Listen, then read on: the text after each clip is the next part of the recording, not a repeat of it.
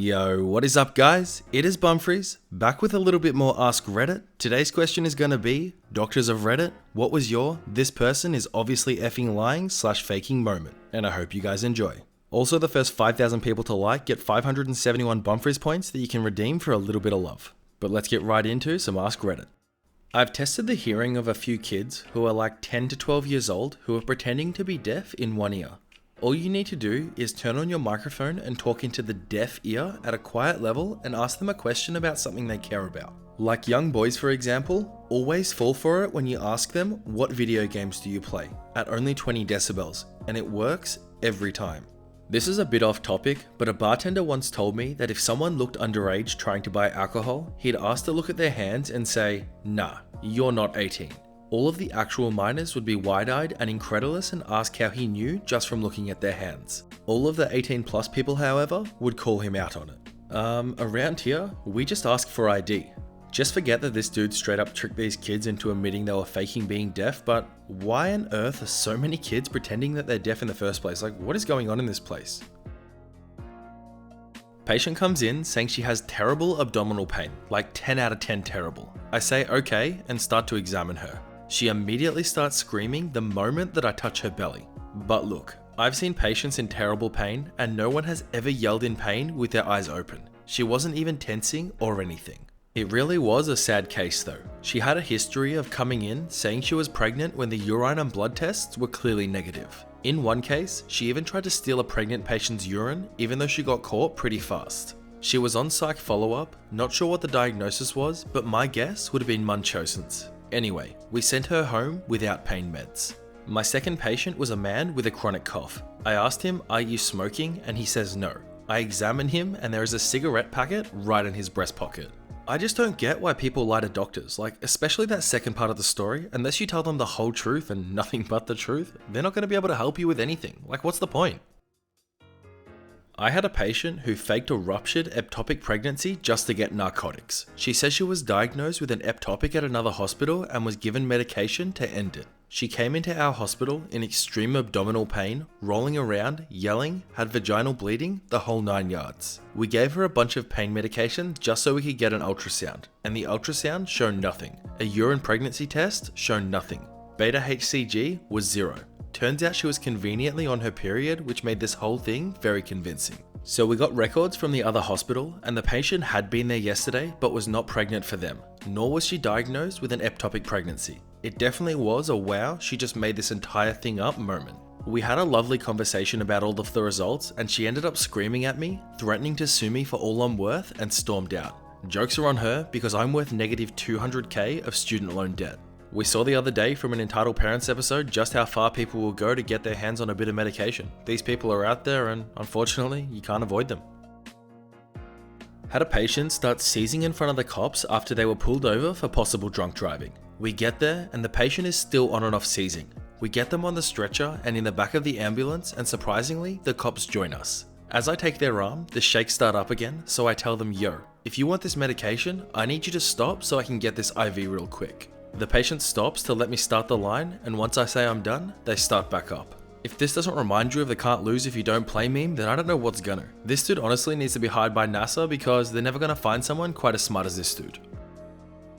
So this patient comes in with seizures. They have non-specific weakness, lightheadedness, and numbness and tingling in her hands and feet. She gets admitted because of some electrolyte issues she's having, which were unrelated to the neuro symptoms. These were corrected later and the symptoms persisted. Sure enough, on the second day, she seizes. As soon as the diazepam is pushed, before the flush is even in, she stops seizing. This happened again 3 hours later. The third time, while she was seizing, we took her hand and tried to drop it on her face twice. Both times, she moved her hand out of the way as to not smack herself in the face. We just stood there until she got tired of shaking. It took about 5 minutes, but she left AMA a few hours later.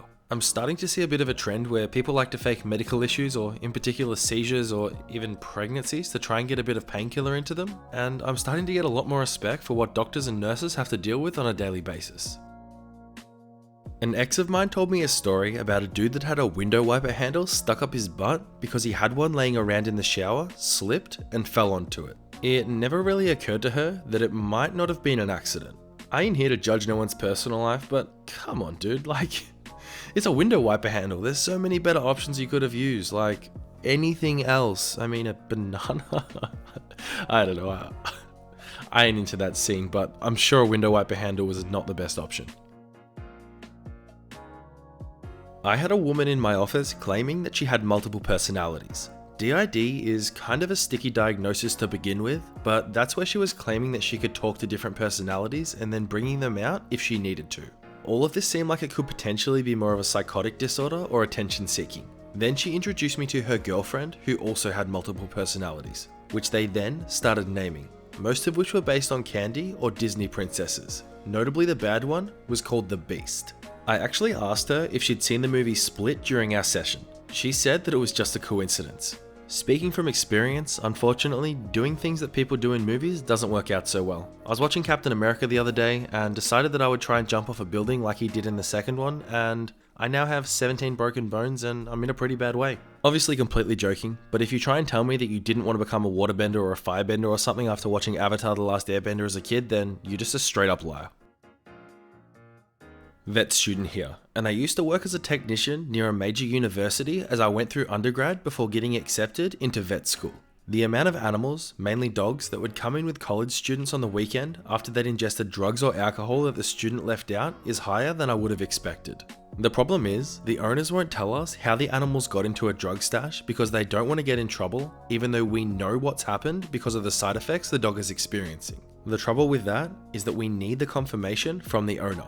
Seriously, just tell us. Making up a story or saying something else happened isn't helping you or your pet, especially in life-threatening situations. In order to properly treat the drug/toxicity, we need to know what it is. I promise you, we aren't interested in getting you in trouble. We're interested in saving your pet. Help us do so and be honest when you visit the doctor or the vet.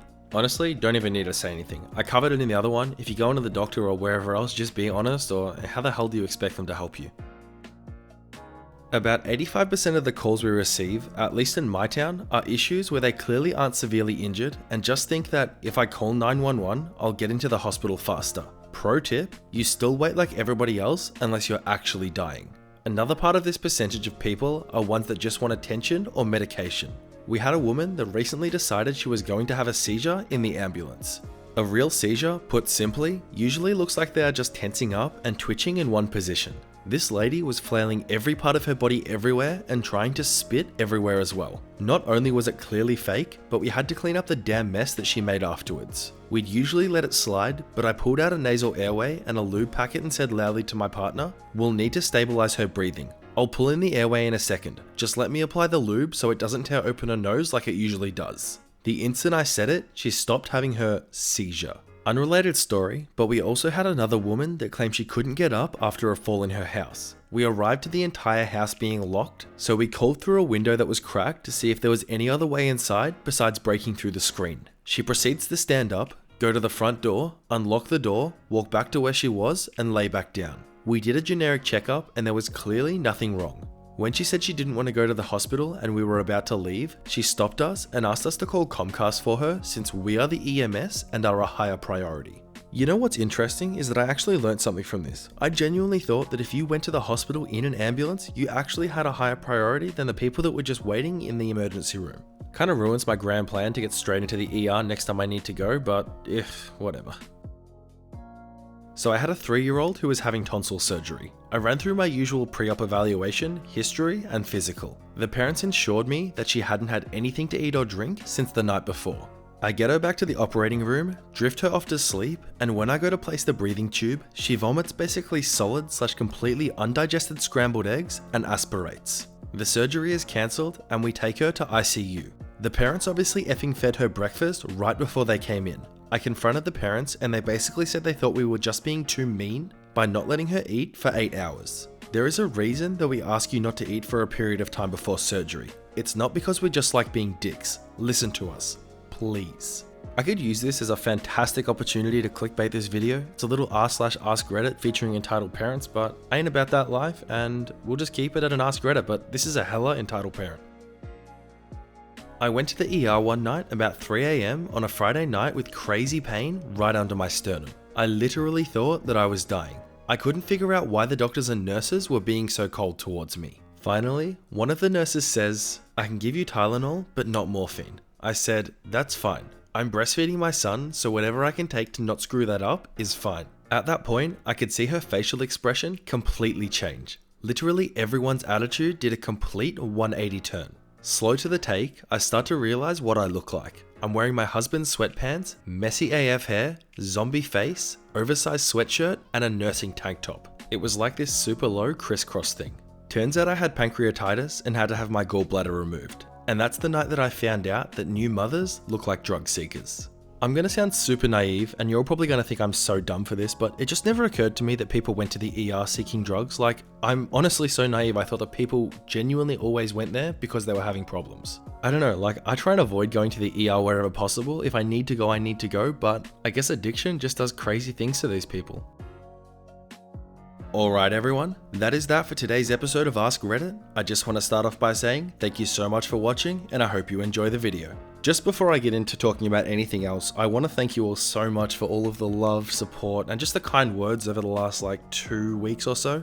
Like, I'll be real with you guys, I have been that sick that I've barely been able to get out of bed and do anything. I'm still trying to kind of get over this throat thing. Like, it's fine, I feel physically fine, but the only problem is my throat is just constantly sore. So if you guys have any awesome tips on how to fix that, that would be fantastic.